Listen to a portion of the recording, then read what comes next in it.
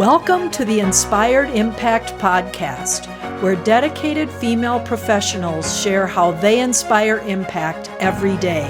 Authentic stories, passionate commitment, lives transformed. I'm your host, Judy Carlson. Welcome to today's episode of the Inspired Impact Podcast. I'm so excited to introduce you to today's guest. She is a strategic thinker and a creative problem solver, and she loves to make meaningful change, and she's making a huge impact. I am so excited to introduce you to Heather Lagge. Welcome. Hello. Hi. Hi. Thank you so much for having me today, Judy. I'm so excited to hear your story. So I don't know where you want to start because you've been at your current organization for a couple of years. So there's a lot of things that have led you to where you are, and you're welcome to start wherever you want to. I'd love to hear your story. Well, I have more than 20 years in customer service. Oh, wow. And I started out working really kind of insignificant means. I worked at a gas station to get me through college. Wow, good for you. And I worked at Starbucks for a few years. I think, like many of us, I think, who end up in nonprofit have worked in a little local coffee shop at some point. This is back in those days when Starbucks was really a community center. We had people who met and got married in our lobby, and what? It was really special. Yeah, it was a really special place, and and that time actually, developed some sales skills for me, and community, just a love for community and collaboration, some leadership skills. I had a really great supervisor there that coached me a lot, and those were my early 20s. And from there, I worked for Credit Union of Colorado for about 7 years, and it being a not-for-profit organization shaped a lot of my early, I guess. They did a lot of shaping for me. They had a really great training program. I learned a lot of soft skills there. I fell in love with doing what was right for people. Wow. Really, I remember, being in meetings at that organization for employees, and the CEO was really just advocated for us to do what was right for our members. And I just remember being really moved by that.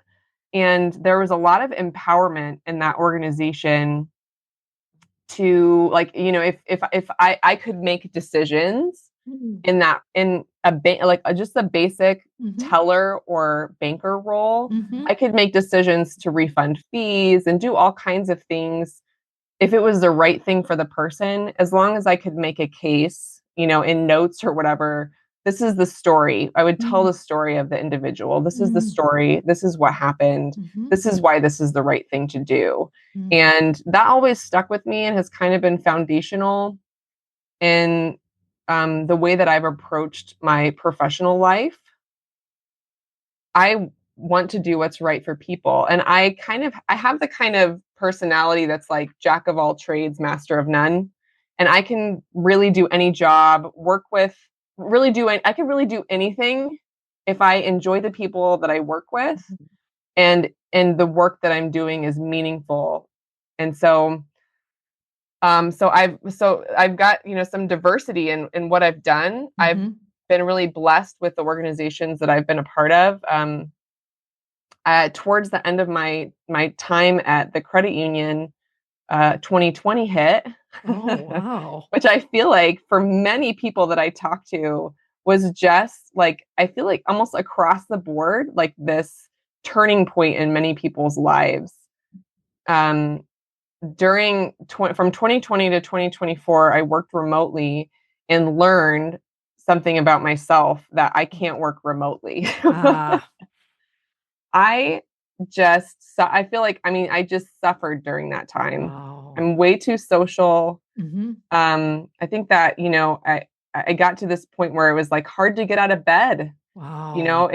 It was like, what's the point? Like nobody's checking in on you as long as there's no fires to be put out. Like nobody even knows you're showing up to work. Mm-hmm. And being extremely collaborative and going from like a gas station to Starbucks Mm-hmm. to banking. I mean, that's 15 years right there Wow. of being with people constantly and then sitting in a room by myself, um, doing outbound calls. And I mean, there were some things there that were collaborative, but like, for the individual who liked working from home, Mm-hmm.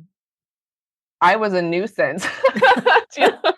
Because I would just call them up and call my coworker up on the phone and just want to talk, and they're like, "I've got work to do," you know, and so it was really challenging. And during that time, during that time, we moved to South Dakota from Denver, and we Really? lived out. So I mean, I guess to add insult to injury, in some ways, we bought some really beautiful land out in South Dakota, which we still have. Mm-hmm. But I was living away, like far away from everybody, and I was working out of Denver and living in the Oh. country, Oh, and it wow. was just it was really challenging. And so, um, but during that time, I was still partnering with organizations and companies that were doing what was right for people. That Okay. was really um, involved in good work. I worked for a mortgage company called Movement Mortgage, which, if anybody's looking for a mortgage, plug, they're wonderful. Okay. They are one of the first impact lenders. And I know this isn't why I'm here, but I just feel like Yeah. every time I Sure. get a chance to tell about this Yeah. organization, their mission is so wonderful. They were founded by an old football player named Casey Crawford, who was a man of faith. And in 2008, middle of the mortgage crisis, he started this mortgage loan company and wanted to kind of redefine mortgage lending because mortgage lending was so just kind of sleazy, like Mm-hmm. you didn't know who you could trust. Right. And so he started what was called impact lending Mm-hmm. and started to challenge some of these bigger mortgage companies to make more and better use of the profits that they were doing. So the whole purpose of that mortgage company is to fund their nonprofit work. Wow. So they've built 4 or 5 tuition-free charter schools in inner city North or South Carolina. Mm. Big community centers. They pay salaries. They pay everything. It's tuition free. And Wow. then they also do mission work all over the world. And so so the mission of each of the loan officers isn't just to make bucks, Right. it's to fund the nonprofit, which is really cool. Wow. Wow. So then coming from there, Yep. um, I joined Bridge House, leaving the mortgage world, Hmm. looking for something totally different, but still kind of following the skill set that I developed, which Mm-hmm. was building relationship,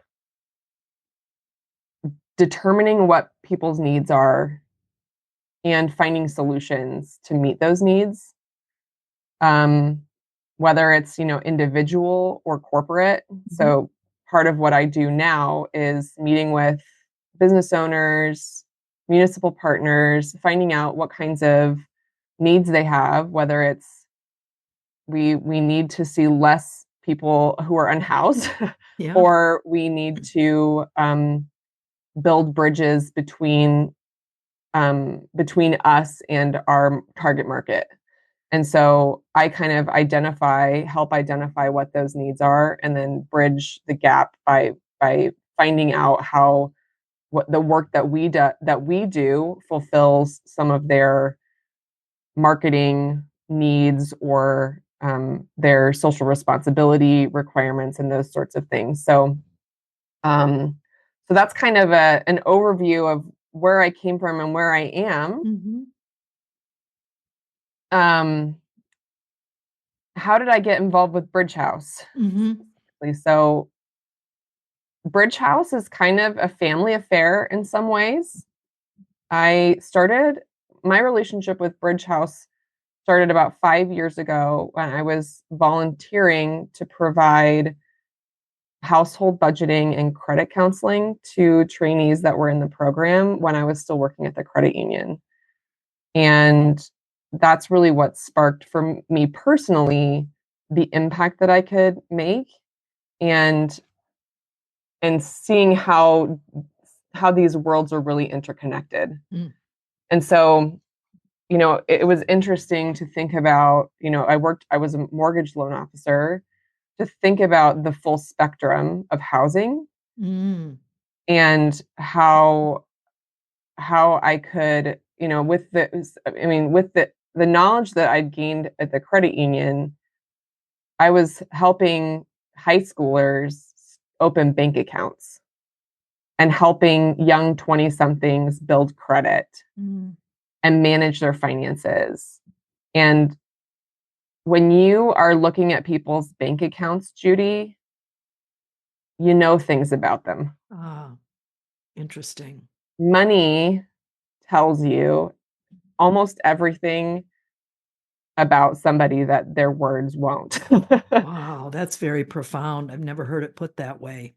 So when you have access, in a very professional way, Yeah, of course. you are helping, you're helping a 75-year-old woman whose husband passed away balance her checkbook for the first time because she's never touched her money. Wow.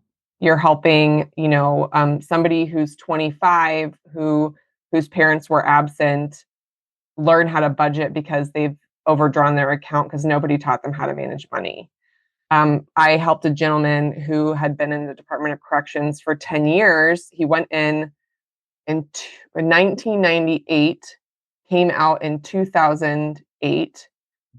Can you imagine? There weren't really, cell phones were like almost nothing in 98. Right. And all of a sudden he's in the iPhone era. Oh my gosh. Almost. And maybe I'm getting the years a little bit wrong. Maybe it was like 2002 to 2012. It was something like that. But he didn't have credit. He never had an iPhone. He was barely using the internet, when he went in. Wow. And so it's pretty amazing. I've seen people who were living two lives, who had two families. The things that you see, it's just amazing.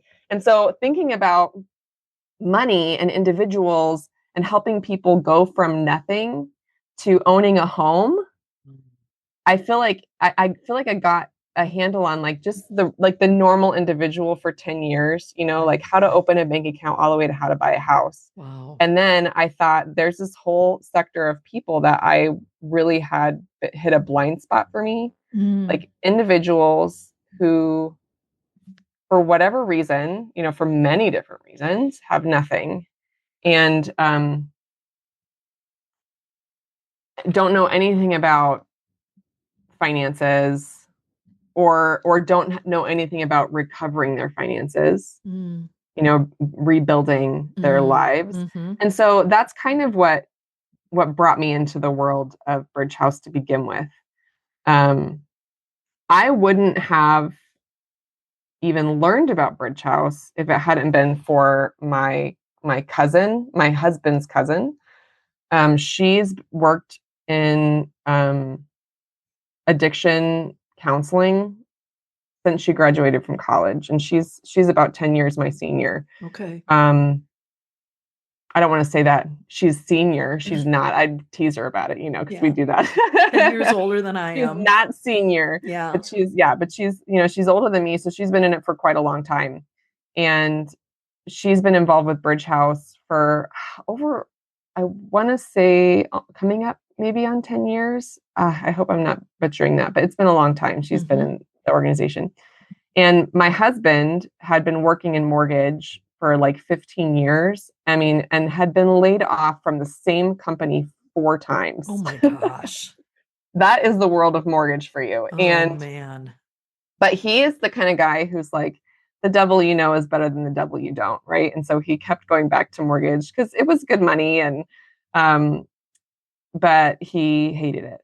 And the 4th time he got laid off, he took a 3 months off because you don't get many opportunities when you're an adult to take 3 months off, right? Like, so he got a severance, and I was like, you know what? You need a break. Yep. And when it was time to go back to work, he didn't know what he wanted to do. And his cousin, this woman I'm telling you about, that his cousin was like, why don't you come work for us? We just need somebody to man the front desk. Oh. And he was like, okay, fine, So my husband is very antisocial. He's very much an introvert. So the thought of sitting at a front desk was about the worst possible scenario, but he did it. And for the first month, he hated it because he just was seeing people all the time. And then I remember the first time he was driving home from work, and he called me, and he said, hey, how was your day? And I was like, excuse me, may I please speak with my husband?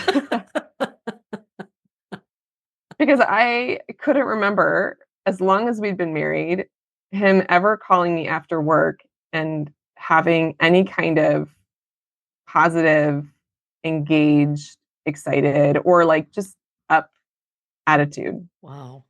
And he started working at like this is the most entry level position that Bridge House offers is, this house manager position, which you're doing UAs all day long, you're checking people's bags, for paraphernalia or, for things that they shouldn't be bringing into the house. It's very invasive. He's going in, looking through people's drawers, once an hour, doing random UAs.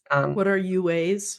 Urine analysis. Oh, okay. Yeah. I mean, and you have to watch. Have to watch. So it was like a pretty wild difference from what he was paper pushing before. And so, but there was this meaningful, he was given the opportunity to mentor, to really like get into messy life, where before he was just sitting behind a screen. Yeah. And I think that can suck the life out of anybody.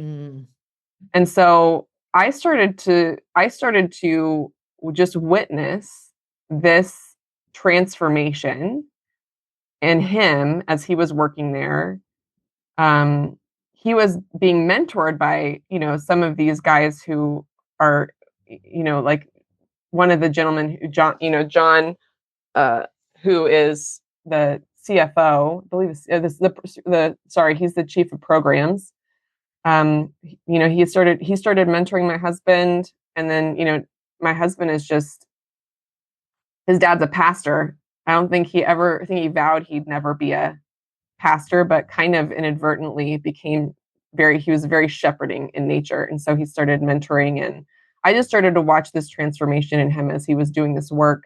And it was evident to me within 6 or 9 months, he was promoted to the manager of housing operations. And then they moved him to aftercare case manager, which is providing support to individuals who graduate from the program. And he was just a different human being. And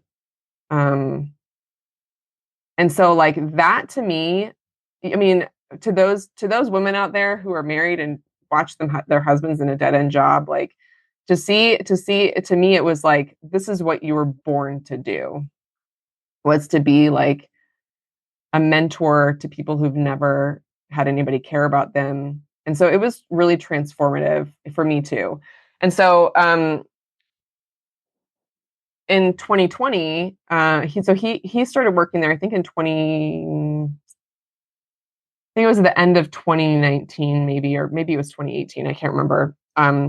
Years are blurry prior to 2020. And my husband's father passed away.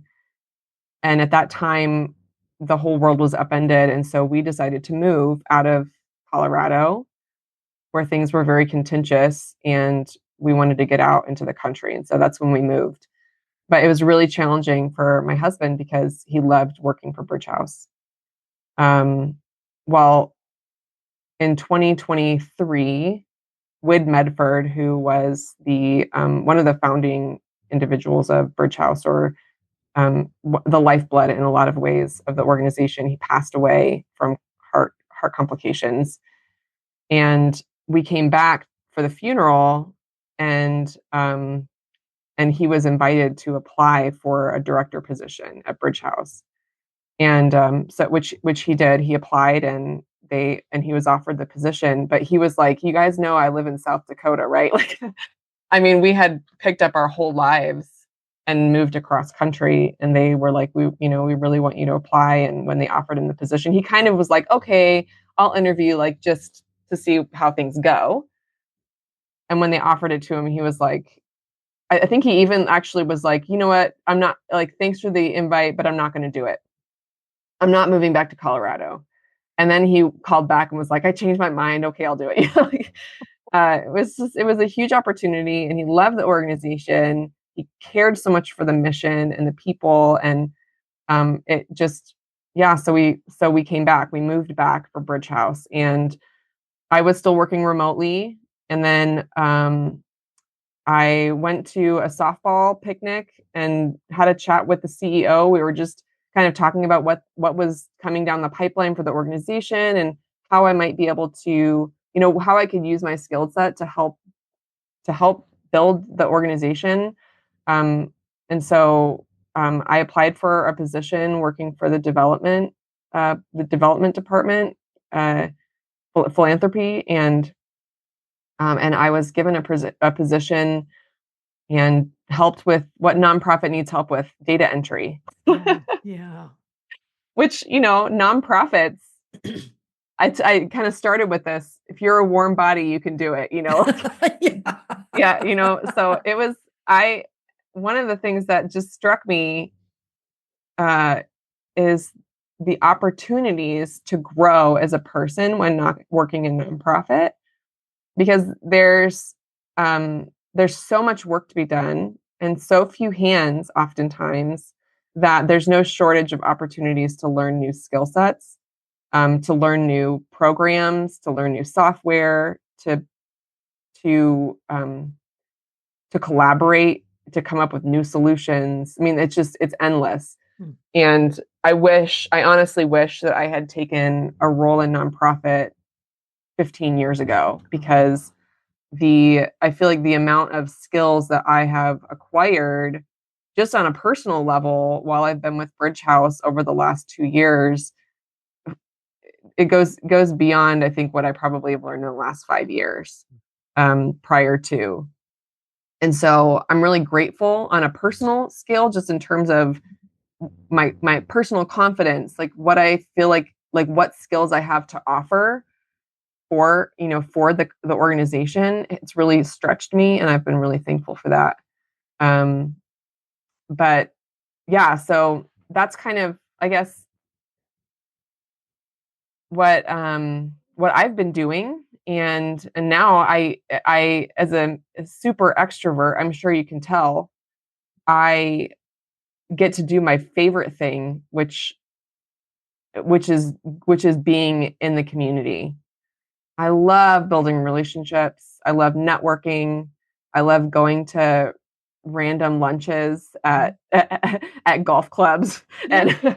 and meeting people. Like, it's just, I love to hear about how people have come up with the craziest job ideas and just gone for it, and the things that drive community members, the passions that people have. I just love it so much. It's so inspiring to me. Mm-hmm.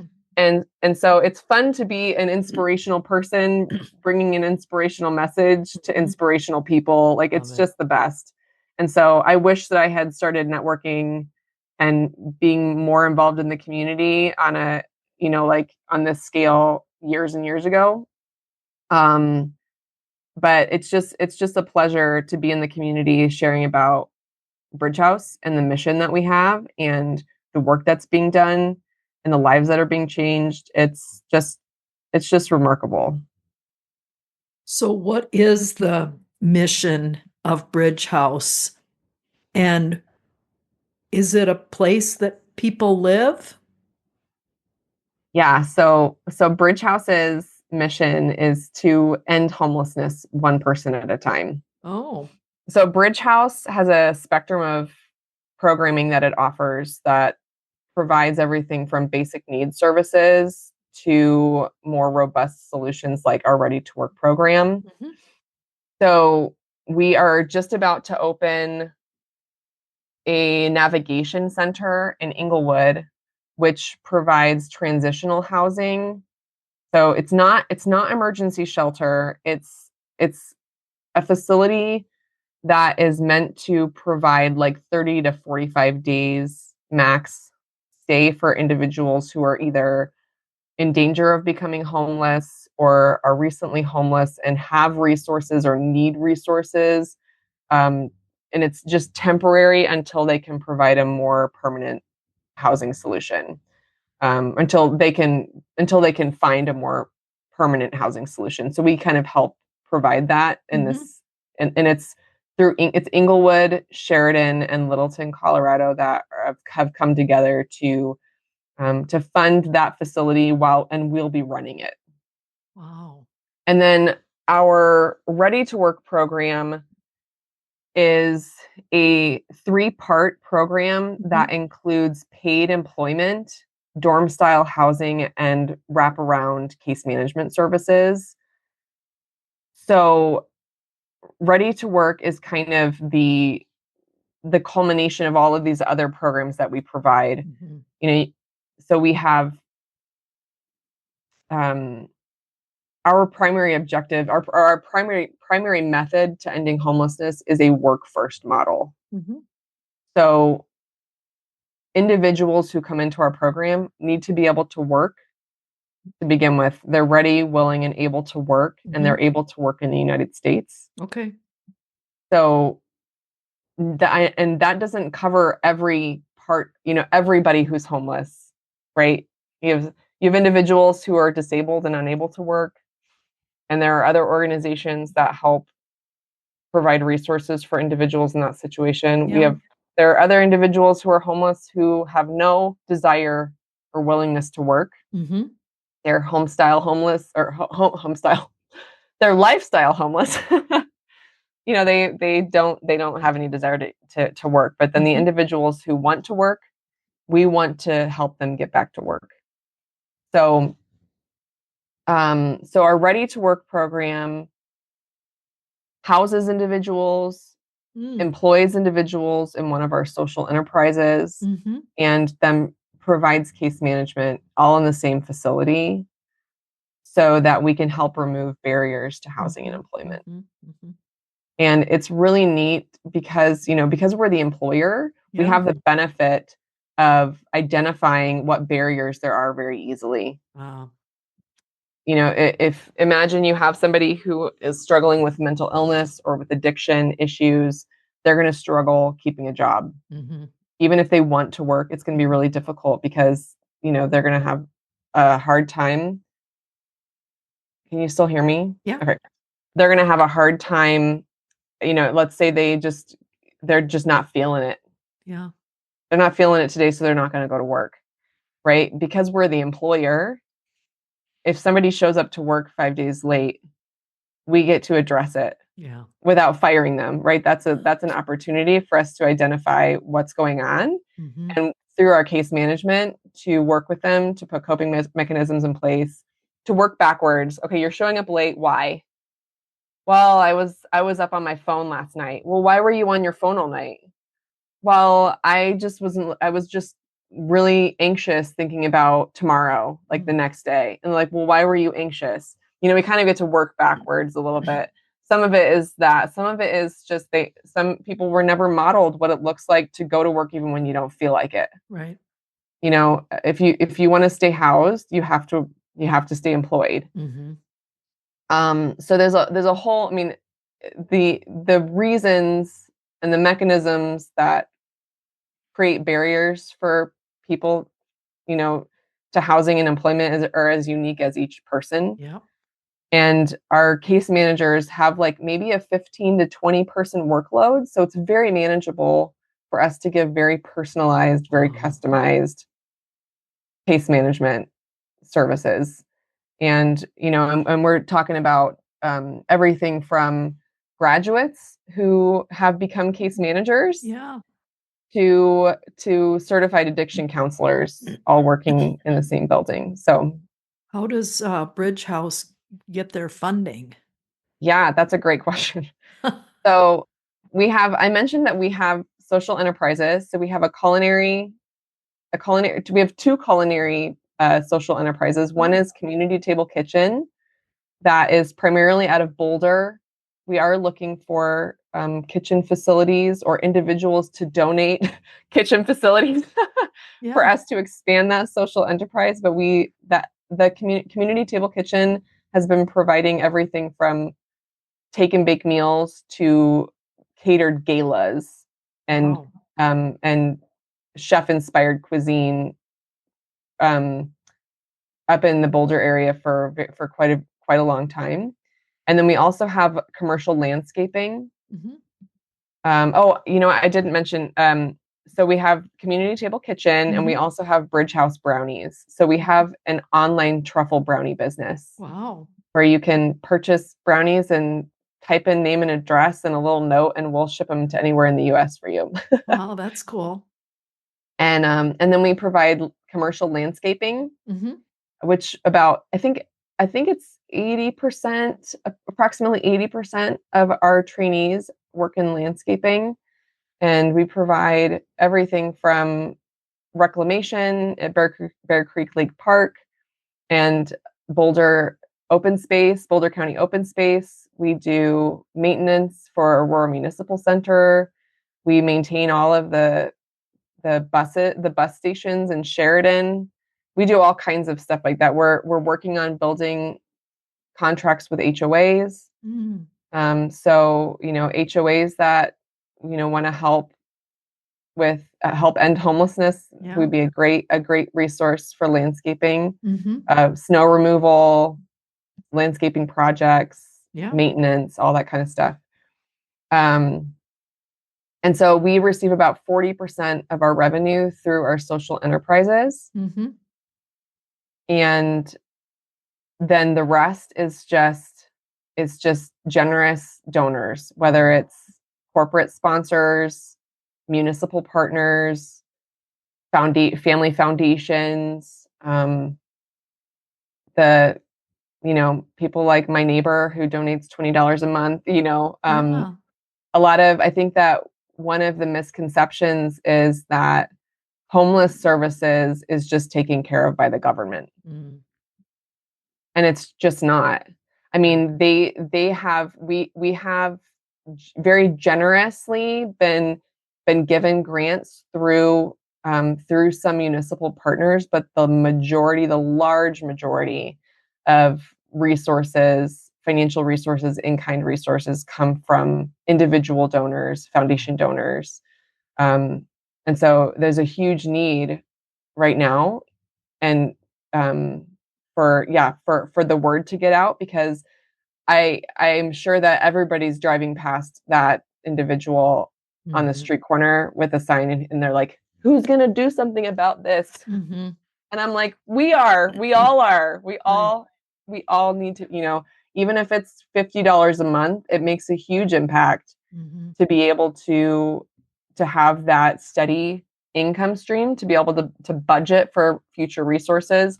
But something that I really want to share is that our work first model is so effective. We could, if we had a Bridge House ready to work facility in every city in the United States, we would see such a significant and rapid decrease in, maybe by even a third. It would be astounding. um, we would have to close down, eventually. But Right. we have a 72% graduation rate. Oh, wow. So our program is 9 months to a year long, Okay. and 72% of the individuals who enter our program graduate successfully. We continue to provide aftercare support Mhm. and community resources for a year post-graduation, and 80% of our graduates are still housed and employed after a year. Wow. We've helped over 500 people exit homelessness, and it would be more than that if we had more facilities. So we're very excited to be opening our third facility in Inglewood at the end of this month, in fact. And it's going to house 50 people. Our Boulder facility houses about 50 people. Aurora houses about 50 people. So we have the potential to graduate, with those statistics, 96 to 115 people a year. Yeah. Through our program, and it's on a rotating basis. So we have people graduating every month of the year. Sure. It's pretty remarkable.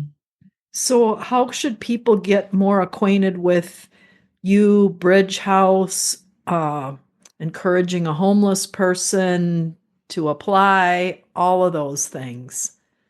That's a great question. So so we have a really simple, this might blow your mind, but a lot, and most people who are homeless have a device. Okay. have some means of communication, typically through a phone. Oh, I see.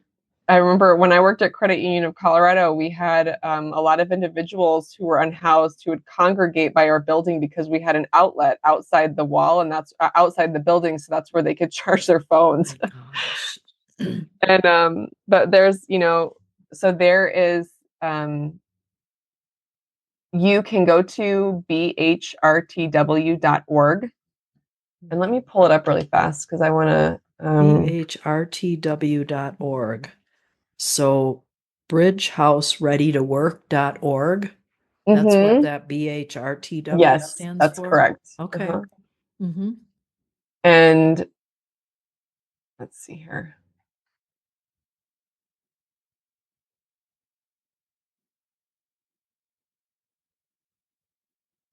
So on our website at bhrtw.org, there's a Get Help Now tab. Oh.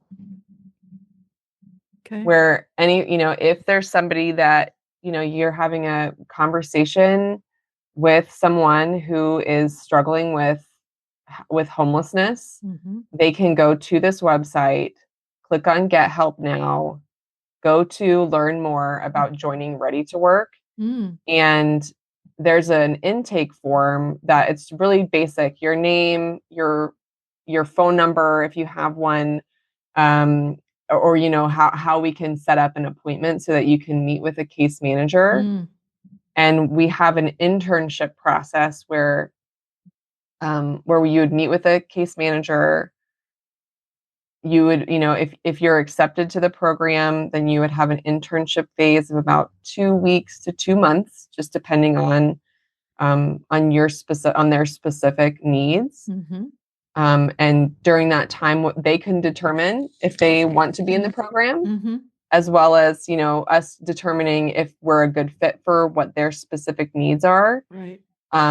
And so that's how, if somebody were to meet someone who needed help, that's where they could direct them. Gotcha. If somebody, has interest in supporting us, same website, and you can just click the donate button. Okay. And that will help you see what kind of donation you might be able to provide. Okay. It's important, I think, to note too that right now the IRS or the state of Colorado has a homeless contribution tax credit that will provide up to 25% back. So is a tax credit. So, and that's, if you were to donate $400,000, you would get a tax credit of $100,000. Wow. So it's up to $100,000. Oh, it's up to okay. It's up to $100,000. Yeah. So it's 25% of your contribution, with a minimum of $250. And that's over the course of the whole year. So if you did $12 a month, that would qualify. Yeah. And so that's just a really great thing to note, that if you're looking for a great tax break and you want to donate to somewhere that is going to put that money to good use, we'd be a great place to do that. Wow. Oh my, I think I could keep talking with you and asking you questions. We should probably let our listeners have a breathing space here and digest everything you've shared with them. Sorry, I have just kind of rambled on. No, it's so good. I mean, this is an amazing program. I'm so glad to know the history behind you and the program and the needs. Obviously, every one of us knows the needs that are out there, and you're tackling it.